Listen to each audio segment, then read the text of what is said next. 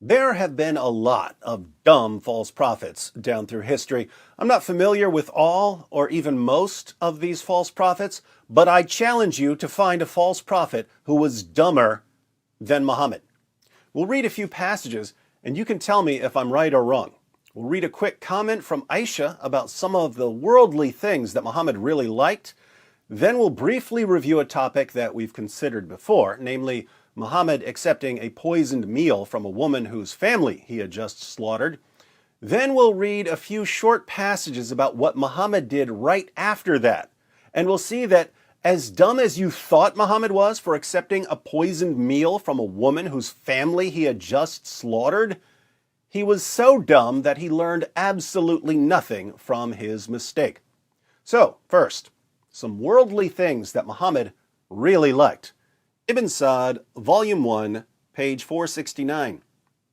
Aisha said, "The Prophet of Allah, may peace be on him, liked three worldly objects: perfume, women, and food. He obtained two and did not obtain one. He obtained women and perfumes, but did not get food." Now, obviously, he obtained food, or he would have starved to death. Aisha seems to mean that he didn't get enough of the delicious sort of food he liked. He got plenty of perfume and plenty of women and girls, but not enough delicious food. Why is this important? Well, when we talk about Muhammad liking food and liking women, that's an understatement. Lots of men like food and women. Muhammad liked food and women so much that when some delicious food or a beautiful woman was in front of him, he lost his ability to think clearly, and he would become so obsessed with having the food or the woman, he would put lives in danger. So, familiar example, Muhammad and his companions conquered the Jews at Khaybar. After the battle, a Jewish woman, whose family had just been slaughtered, offered to cook a delicious meal for Muhammad. And Muhammad, tactical genius that he was, kindly accepted her offer. Sunan Abu Dawud 45:12 starts off with a little passage about Muhammad accepting gifts. Then we have, this version adds, "So a Jewess presented him at Khaybar with a roasted sheep which she had poisoned.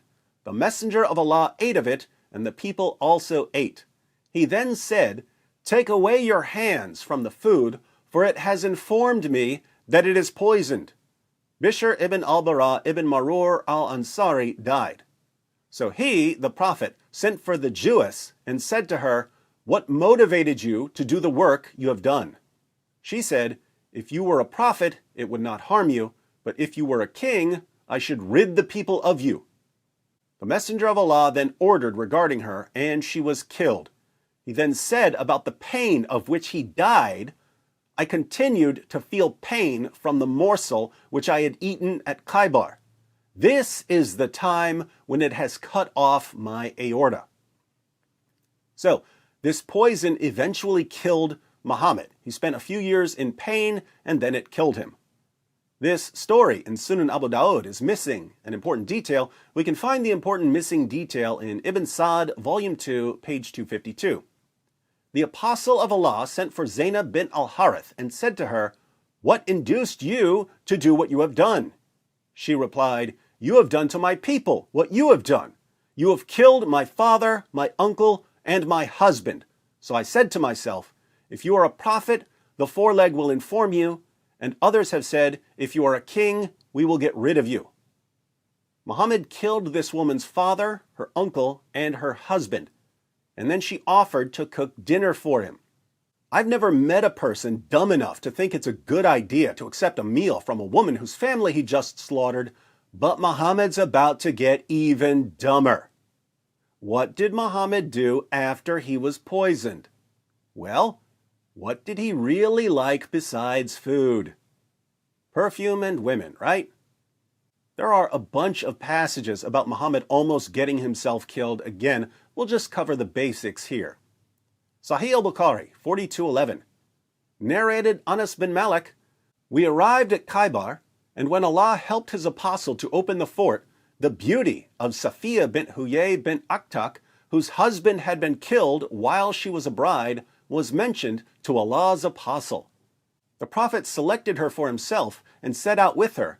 And when we reached a place called Sid Saba, Safiya became clean from her menses. Then Allah's messenger married her. Hais, i.e. an Arabian dish, was prepared on a small leather mat.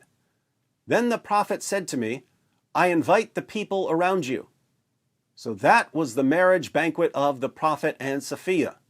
Then we proceeded towards Medina, and I saw the prophet making for her a kind of cushion with his cloak behind him on his camel. He then sat beside his camel and put his knee for Safiya to put her foot on in order to ride on the camel. This is glossing over some important details. So, Muhammad and his companions conquered the Jews at Khaybar. They divided up the spoils of war, and one of Muhammad's companions took Safiya as his sex slave. But then Muhammad heard how beautiful she was. As we just read, the beauty of Safiya bint Huyay bint Akhtak, whose husband had been killed while she was a bride, was mentioned to Allah's apostle. The prophet selected her for himself. But she had already been given to someone else as a sex slave, so Muhammad had to buy her. What did he buy her with? Sunan ibn Majah 2272. It was narrated from Anas that the prophet bought Safiya for 7 slaves. This woman was so beautiful, Muhammad bought her for 7 slaves, so he could have her for himself. But there was a problem. Muhammad had just slaughtered the woman's father, her brother, and her husband. In fact, Muhammad had tortured her husband to death. Then, after killing her father, her brother, and her husband, he decides to take her as his new bride because she was so beautiful. Watch how one of his followers realizes how stupid this is. The History of At-Tabari, volume 39, page 185. While the prophet was lying with Safiya, Abu Ayyub stayed the night at his door. When he saw the prophet in the morning, he said, God is the greatest. He had a sword with him. He said to the prophet, O messenger of God, this young woman had just been married, and you killed her father, her brother, and her husband. So I did not trust her not to harm you. The prophet laughed and said, Good. Now, Muhammad didn't get killed, but that was just dumb luck, because he had put himself in the same situation he had put himself in when the woman poisoned him. He let Zainab bint al-Harith cook him a meal after he had killed her father, her uncle, and her husband. His stupidity there got one of his companions killed, and he eventually died because of his stupidity. But right after he was poisoned, he hears about a beautiful woman named Safiya, whose father, brother, and husband he had just killed, and he just can't resist. He has to have her. So he has sex with her, then falls asleep. Safiya didn't kill him, but she could have. Muhammad's companion, Abu Ayyub, stood outside Muhammad's tent all night with a sword in his hand, thinking to himself, Are you serious? Muhammad just got poisoned because he couldn't resist some roasted lamb, and now he's about to get stabbed or smothered because he couldn't resist a pretty face? I challenge you to find a dumber false prophet than this. You brag on that. You brag on that. You brag on that. It just backfired on you. You brag on that. You brag on that. You brag on that. It just backfired on you. This is a part of our religion. There's a reason to it. Yeah?